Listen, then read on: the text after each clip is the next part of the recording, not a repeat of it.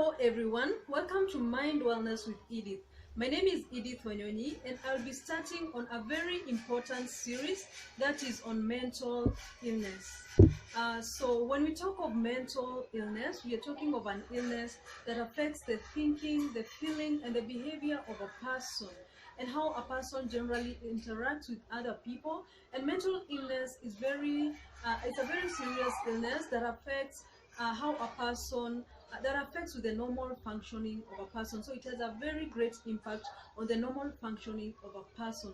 Whereas mental health is, when we talk of mental health, we're generally talking about the mental well-being, the thinking, the feeling, how a person solves problems, how people interact with each other, and generally how a person views the world. So there's a difference between mental health and mental illness. So many people usually confuse the two and they think that it is one and the same thing. So mental health is just like physical health.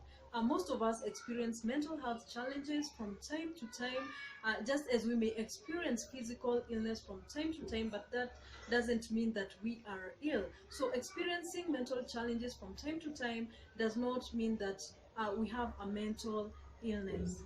So we have different types of mental illnesses, and today I would like to speak about depression.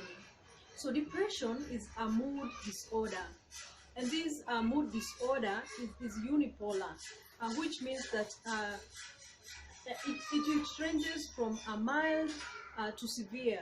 So we have mild depression and severe depression, also known as major depressive disorder or clinical depression. And so how does one know that they are depressed? So there are signs that could tell one that they are depressed, and these signs could last for a period of more than 2 weeks. The signs include a feeling of sadness that prolongs for long. We have feelings of worthlessness, hopelessness, and meaninglessness. We have loss of interest in activities, sleep disorders such as either sleeping too much or too little. We have changes in the body weight, that is body changes.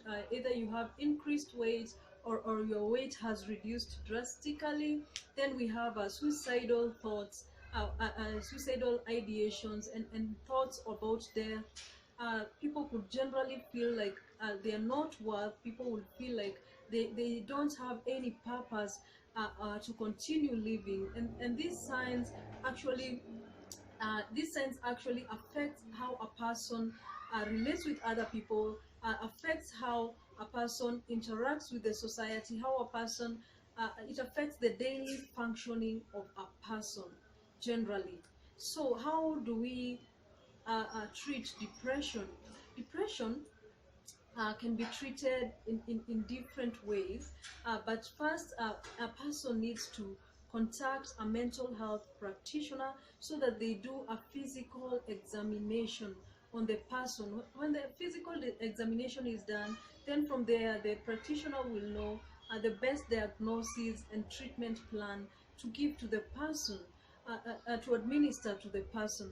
So the first step is visiting either a psychologist or a psychiatrist, mental health practitioners who are specialized in doing assessments, physical assessments, and so they will give you the results. So you can either be referred to a psychologist if it is mild depression, so you could have talk therapy, psychotherapy. Then you could also be referred to a psychiatrist for medication, and mostly for major depressive disorder you'll find that you've been given antidepressants and many other medications that the psychiatrist or the medical practitioner will see that it suits for you.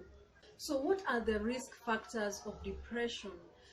Risk number one is the genetics. So when we have a history of depression in the family, that is when depression runs in the family, a person could likely be affected by depression.